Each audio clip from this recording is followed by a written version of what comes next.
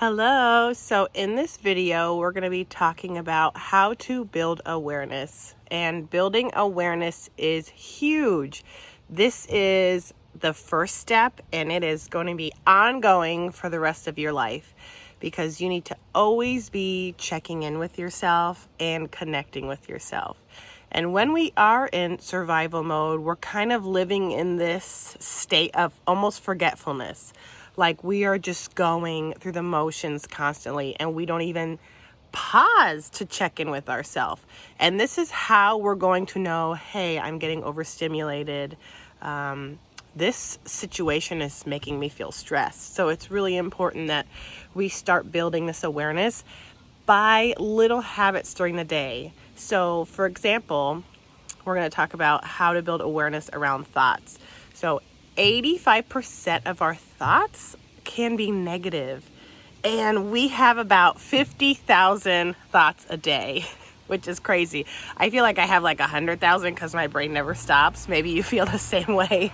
So this starts when you first wake up. Your brain will start going. You know, what are you telling yourself? What thoughts are going through your head?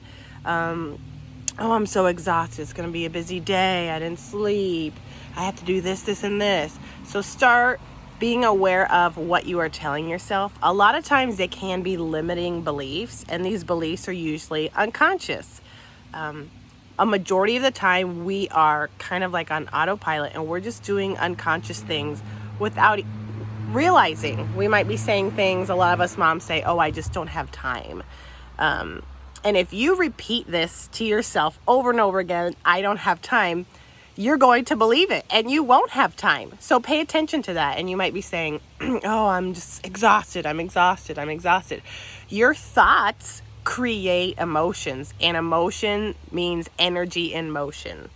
So emotions are energy. And if your thoughts are very negative and you are telling yourself these things all the time, you're causing lower vibrational energy in your body. Just like, even, I don't know if you've ever done this before. I know I've done it. You're like, oh, I'm starting to feel sick. Even if you're not, you could be like, I'm sick, or you're going to fake sickness, right? Like you can literally think yourself sick. Like that's how powerful our brains are. So I want you to start building awareness around your thoughts. When your kid is acting out, what is your first thought? Is it, oh, she's just trying to get on my nerves and blah, blah, blah. And that might be something that you heard growing up. Right? Our thoughts are not true. Okay? And the word belief is the word lie. And just because you believe it does not mean it is true. So start building awareness around your thoughts. And you could even journal the thoughts that are coming up. And the beliefs that you have. If you truly believe that you're always exhausted, this is too much for me, this is too much, this is too much. That's something I told myself, and everything was too much. So start being very aware of what you are always telling yourself. And next is emotions. So you have to be aware of your emotions. Many of us have been really good at suppressing emotions to the fact that we're like, oh, I'm just a robot. I don't have feelings. So I want you to sit with yourself. And this is why journaling is such a good practice. Even if it's 2 minutes a day, you have to check in with yourself when you're journaling. And even just sitting and pausing, like when you're driving before you pick up your kids, take some deep breaths and say like, how am I feeling right now? What is coming up for me? Right. And a lot of times big feelings are very uncomfortable, and we just want to avoid that uncomfortable feeling. And that's why we repress emotions. But they say emotion, a strong, like that energy, that feeling we get when we think of a big emotion, for example, shame or loneliness, that emotion in your body only lasts about 90 seconds. That's a minute and a half. And a lot of times when we feel these big emotions come up, we will distract ourselves. So this is a very important part to healing and regulating your nervous system. You cannot continue suppressing your emotions because that, right, emotion is energy in motion. You are pushing that energy back down. And it's like a melting, like a boiling, what is it called? Like the thing that explodes, you know, the the pot that boils. It's gonna come out, right? And it might come out when you're overstimulated and your child does something and like it explodes. Like, we have to always check in with our emotions, and you can practice non-judgment and non-attachment with emotions. And a lot of times if we've repressed emotions, we don't really know how to have a healthy relationship with them, and we might sit with that emotion. If it's shame, we might sit there in shame and we might ruminate over it over and over and over. Well, my husband said this, and it might like, may you feel a certain way, and you sit with it too long. So emotion comes up, say, I am feeling this way. I am having this emotion. And you could say, why am I having this emotion? And then practice non-judgment and non-attachment. Do not get attached to this emotion, right? Because you are not your emotions. Like, what happens if we always did everything based on feeling? I used to do that, and it didn't serve me. So when that emotion comes up, almost like you're a third party, just witness it. I'm feeling this, maybe why am I feeling this way? And just breathing and letting it go.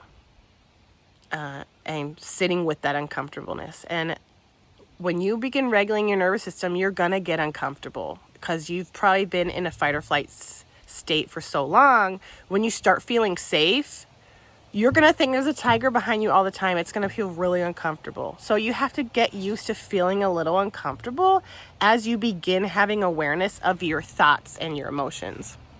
And then third, you really need to build awareness around your physical body. So you wake up in the morning, you didn't sleep. Like, you can almost feel that. Like, you feel like your skin is crawling. You might be clenching. Your kids are like jumping on you or yelling, and you're already like, oh my gosh. So what is happening in your body? Are you clenching? Is your heart beating fast? Are you holding tension in your shoulders? This takes a lot of awareness. This part really takes practice and weeks of practice. I just had a really stressful week last week. My children were sick and I was working, and it was a lot. And I was almost survival mode. We were all really sick, going through the motions, and I was holding so much stress in my jaw. And at the end of the day, I was like, oh my God, what's wrong with my jaw? Like, it was just so tight. And the jaw is one part of the body that we can clench our jaw while we're sleeping. Like, unconsciously, we can be clenching our jaw. A lot of people feel that here and in their neck and shoulders. So that's something to be aware of. If you're not releasing and completing the stress cycle, tension is going to stay in the body. Your body's going to hold the stress somewhere. So find out where you are holding your stress. A lot of women hold stress in their hips. So sit there and do some yoga poses. Stretch your hips. You're going to feel like almost a deep emotional release sometimes if you do that. So remember, you can't repress feelings. That emotion that energy will stay in your body. And if you are not moving regularly, that stress is going to stay in your body, right? We talk about completing the stress cycle. So the energy has to go somewhere, and it cannot stay in. So it's really important that every day you are checking in with yourself. And this is connection. You have to get in the habit, and journaling is such a good way to do that.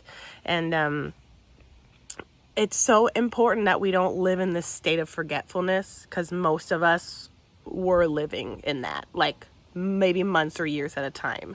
And you are with yourself 24/7. You need to do a really good job connecting with yourself and loving yourself and being patient with yourself, because this is very new.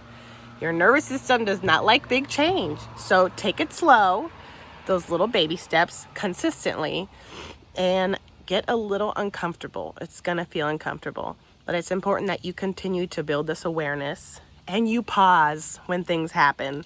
Like, your husband triggers you and you're about to, just pause. And your child is yelling and you're about to walk away and pause. And there's so much power in the pause.